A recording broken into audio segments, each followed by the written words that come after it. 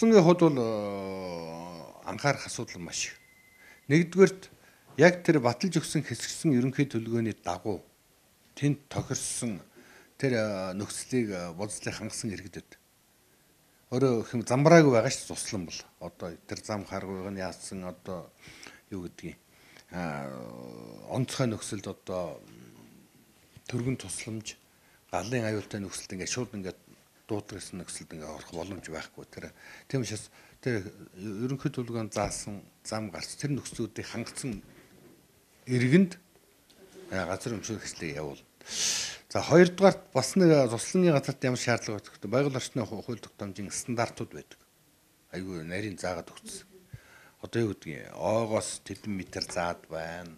Голын ундны усаас тийм метр байна. Хамгаалтын усаас тийм нөхцөлд байна.